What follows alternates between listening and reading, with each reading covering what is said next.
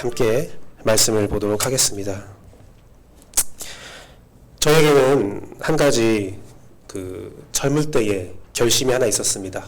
뭐였냐면 결혼식 또 장례식이 있는데 혹시라도 결혼식은 가지 못할 상황이 된다면 가지 않는데 장례식은 가지 못할 상황이 돼도 꼭 갈 수 있도록 하자라는 젊었을 때의 결심이 있었어요.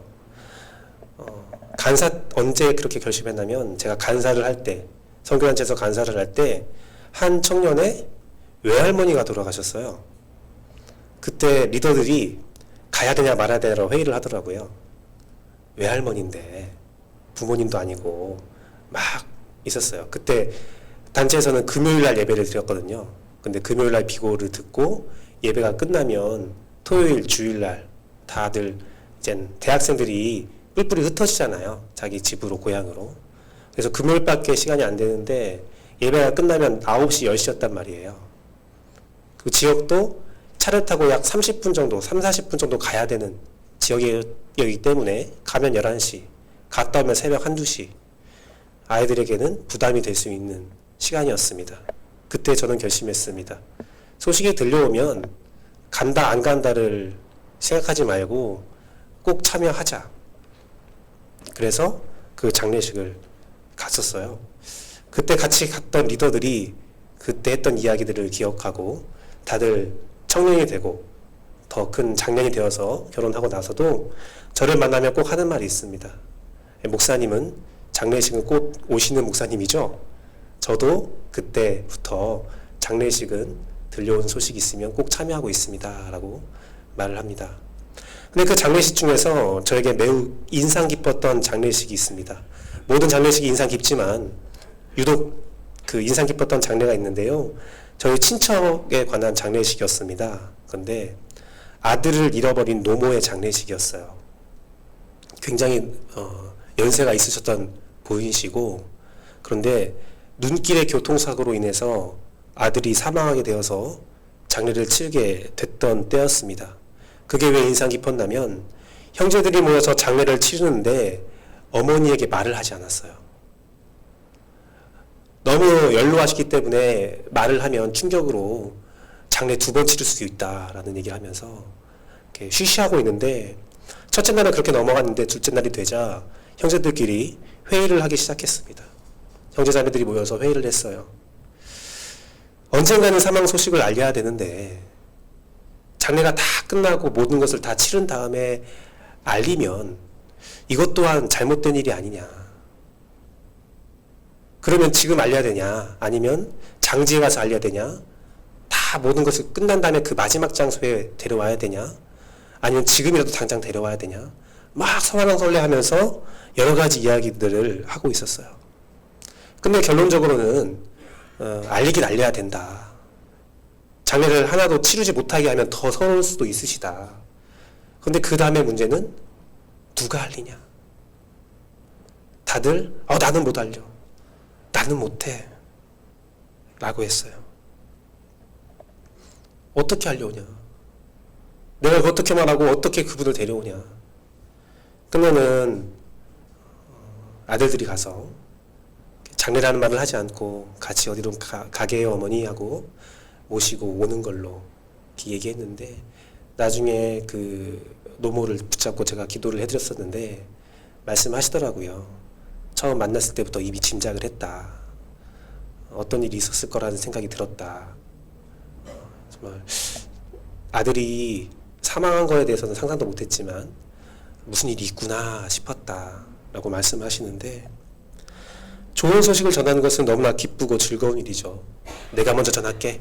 내가 전할게. 할 수 있죠. 하지만 나쁜 소식은 듣기도 싫고 소식을 전하는 것도 너무 힘들고 고통스러운 일입니다. 유퀴즈 온더 블럭이라는 방송이 있습니다. 거기에 초등학생 6학년 학생에게 유재석이라는 MC가 잔소리와 충고의 차이에 대해서 질문을 하니까 그 친구가 이렇게 말을 했다고 해요. 잔소리는 왠지 모르게 기분 나쁘다. 그러면 충고는 어떠냐? 충고는 더 기분 나쁘다. 사람은 본능적으로 듣기 싫은 말에 기분 나빠져요. 듣기 싫거든요. 잔소리도 싫고 충고도 싫습니다. 사실 듣기 싫은 말을 하는 화자도 기분이 썩 좋지는 않아요. 서로 좋은 말만 하고 싶고 축복만 하고 싶고 좋은 분위기에서 좋은 관계만 유지하고 싶은 것이 사람의 본능입니다. 그런데요, 공교롭게도 가정의 달 5월 달부터 다음 달 7월까지 약 2개월에 걸쳐서 저희가 살펴보던 새벽과 주일 리브 예배 때 살펴보는 말씀이 예레미야서, 유다서입니다. 비교적 설교자라면 피하고 싶은 저주의 본문이지요. 이 본문을 3개월 동안 다루고요. 저는 새벽 예배, 주일 리브 예배, 그리고 이 본문을 가지고 또 유치 아동부까지 말씀을 전하는데 솔직히 많이 무겁고 두렵고 미안해지고 여러 가지 감정들이 생기더라고요. 저도 이런데 예레미야는 어떻겠습니까? 저는 3개월만 지나면 됩니다. 이 또한 지나가리라. 3개월 뒤에는 축복의 말씀이 있을 거야 할 수 있습니다.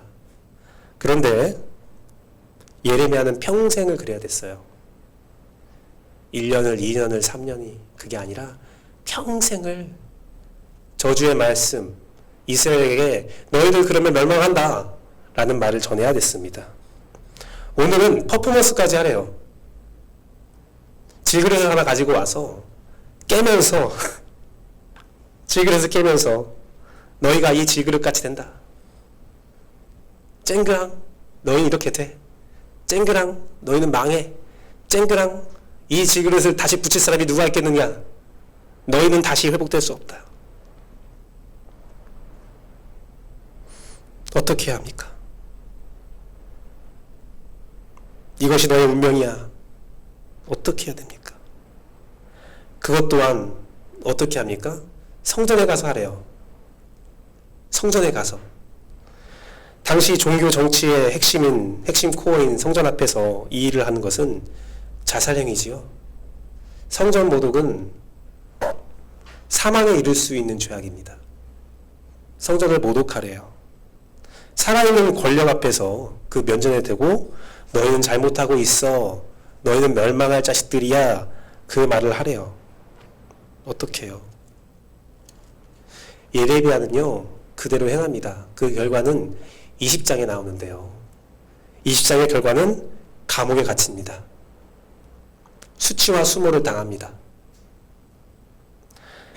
하나님은 이스라엘 백성의 우상숭배를 보면서 하나님을 섬기지 않는 모습을 보고 그들을 질그릇 깨버리듯 파괴하겠다고 말씀하십니다.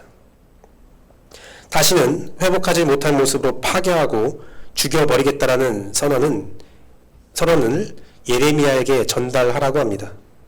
우상을 숭배한 그들이 멸망하는 것은 너무나 당연한 일이고 누군가는 하나님의 분노와 그 뜻을 전해야 하는 것이 맞습니다. 하지만 그 역할이 본인에게 주어졌다면 여러분은 어떤 결정을 내리시겠습니까? 예레미야는요, 다 선하고 감옥에 갇힌 상태에서 이렇게 말했습니다. 하나님, 차라리 내가 태어나지 않았더라면 좋았을 것입니다. 예레미야 기뻐서 한 거 아니에요. 예레미야 즐거워서 한 거 아니에요. 아무리 옳다고 여기고 하나님 말씀에 동조한다 할지라도 그 말을 진행하는 것은 너무나 힘든 일입니다. 문제가 발견됐을 때에 모두가 그 이야기를 해주길 바랍니다. 이게 문제가 있어. 하나님 이걸 기뻐하지 않아. 누군가 얘기하겠지라고 생각합니다. 하지만 모두들 착하고 친절한 사람으로 남고 싶은 건지 갈등을 피하고 싶은 건지 모르지만 자기가 그 역할을 하는 것은 피하려고 합니다. 때로는 바른 목소리가 전해지고 핍박받는 모습을 보면서 진실과 진리를 외면하기도 합니다. 그런데 그 모든 것들은 사실 피해가 예상되기 때문에 침묵을 하는 것이지요. 빌라도는 예수 그리스도가 죄가 없다는 것을 누구보다 잘 알고 있었습니다. 그래서 빌라도는 예수 그리스도를 어떻게든 풀어주려고 노력했습니다. 하지만 유다 백성들은 그러한 빌라도를 폭정 정도로 억압했습니다. 나중에 빌라도가 로마 총독에게 보내는 편지가 있습니다. 로마 황제에게 보내는 편지가 있습니다. 그 편지에는 정말 기가 막힌 일들이 기록되어 있습니다. 그 편지의 서두에는 예수 그리스도라는 한 청년과 바리새인과 사두개인들을 비교하면서 누가 로마 정권의 반기를 들 가능성이 있는가라는 내용이 있습니다. 그 내용에는 바리새인과 사두개인입니다. 바리새인과 사두개인들은 자신의 이득을 위해서라면 어머니도 버린 사람들입니다. 이러한 자들은 자신의 이득을 위해서라면 로마에게 언제든지 항거할 수 있습니다. 그런데 어떻게 예루살렘에 백부장 한 명만 놓습니까? 100명만 있습니까? 황제여, 시리아에 있는 로마 군인들을 불러와서 이곳을 점령해서 바리새인과 사두개인들을 억압해야 합니다. 그런데 갈릴리에서 일어난 예수라는 청년은 제가 그 사람이 소요를 일으킬까 두려워서 살펴봤더니 오히려 그 사람은 로마 제국의 호의적이었습니다. 그리고 그 편지의 마지막 부분은 이렇게 기록되어 있습니다. 나는 예수 그리스도라는 사람을 살리려 했지만 그 당시에 예루살렘 군중들은 어떤 마귀에 쓰인 것처럼 제정신이 아니었다. 예수를 살리면 폭정이 일어나고 폭동이 일어나기 때문에 예수를 죽일 수밖에 없었다. 빌라도가 잘못이 없습니까? 인간적으로 보면 잘못이 없지요. 하지만 성경적으로 보면 그는 잘못된 사람입니다. 그가 그렇게 할 수 있어요. 하지만 그 뒤에 어떤 본문에서도 빌라도가 회개함으로 그의 죄를 되돌렸다는 말은 없습니다. 그리스의 정치 격언 중에 이런 말이 있습니다. 침묵은 동의를 의미한다. 침묵은 동의를 말할 수 있을 때 말해야 한다는 격언이 있습니다. 하나님은 잘못 아는 일에 대해서 침묵하라 하지 않습니다. 언제나 잘못을 고발하고 문제를 해결하라고 하십니다. 그래서 언제나 누군가에게는 하나님의 뜻을 알려주고 선포하라는 명령을 내립니다. 그런데 대부분 사람들은 하나님의 요구를 여러 가지 이유를 대면서 실천에 옮기지 못하지요. 그러나 에스겔 33장 8절과 9절 말씀을 한번 보십시오. 같이 읽겠습니다. 둘, 셋. 가령 내가 악인에게 이르기를 악인아 너는 반드시 죽으리라 하였다 하자 내가 그 악인에게 말로 경고하여 그의 길에서 떠나게 하지 아니하면 그 악인은 자기 죄악으로 말미암아 죽으려니와 내가 그의 피를 내 손에서 찾으리라.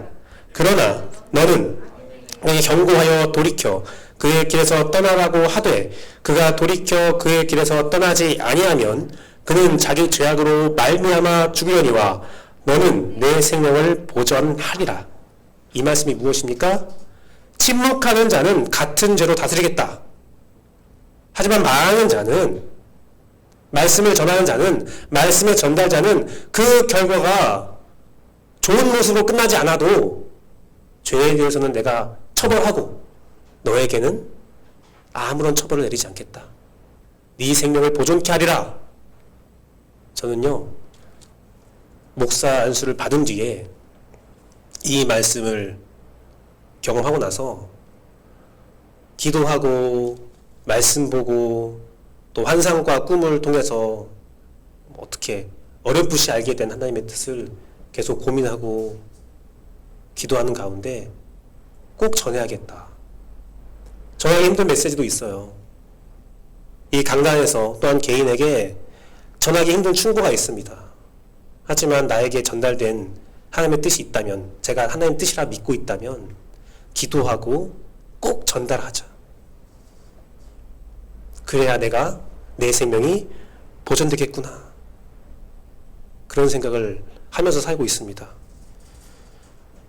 침묵하는 자를 같은 죄로 다스리겠다는 하나님을 경외하고 두려워하십시오. 침묵해서 얻는 유익보다 침묵으로 받는 저주가 더욱더 큽니다.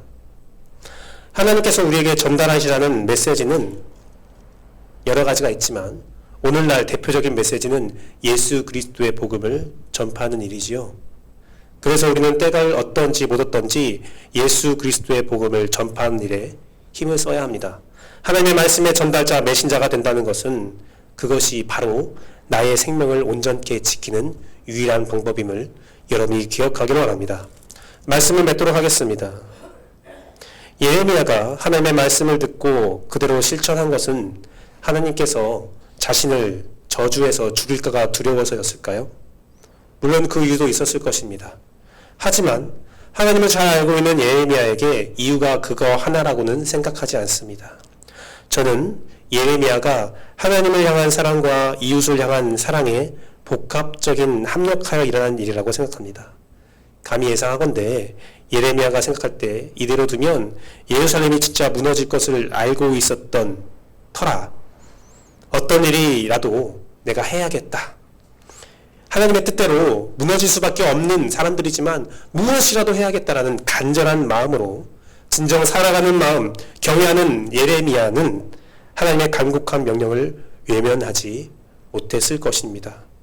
오늘날도 세상과 교회가 하나님 앞에서 완전히 무너지고 있는 것들을 바라볼 수 있는 시대입니다. 사랑하는 성도 여러분, 우리가 화요일날 새벽에 말씀을 전할 텐데 그 말씀을 제가 미리 묵상했을 때 예레미야가 이런 말을 해요. 내가 너무 고통스러워서 하나님의 말씀을 전하지 않겠다라고 마음 먹은 적이 있었습니다. 하지만 그 마음을 먹자 내 마음에서 불이 뜻이 일어나면서 내 마음이 격동해서 하나님의 말씀을 전할 수밖에 없습니다. 그게 예레미야의 큰 사랑과 큰 결심입니다. 사랑하는 성도 여러분, 혹시 여러분에게도 살아서 역사하시는 성령님께서 여러 가지 말씀으로 찌르는 하나님 뜻이 있습니까? 그렇다면 그것을 고백하시고 삶으로 옮기십시오. 부담이 될 수 있습니다. 불이익이 예상될 수도 있습니다. 하지만 행해야 합니다. 그것이 건강한 것이고 그것이 안전한 것입니다. 사람을 무서워하지 마십시오. 오직 하나님을 믿고 하나님과 동행함으로 하나님의 원하심을, 예수 그리스도의 복음을, 하나님의 뜻을 전하는 하나님의 메신저, 말씀의 전달자가 되는 여러분의 삶을 축복합니다. 함께 이 시간 기도하도록 하겠습니다. 우리 먼저 기도할 것은 하나님의 뜻대로, 하나님의 의지대로 우리가 기도할 텐데 먼저는 여러분의 죄악을 놓고 기도했으면 좋겠습니다. 시편 말씀에 죄가 있는 상태에서 기도하지 말라라는 말씀이 있어요. 우리 마음에 있는 죄악들, 우리 입술의 죄악들을 회개하면서 기도를 준비하도록 하겠습니다. 함께 기도하겠습니다.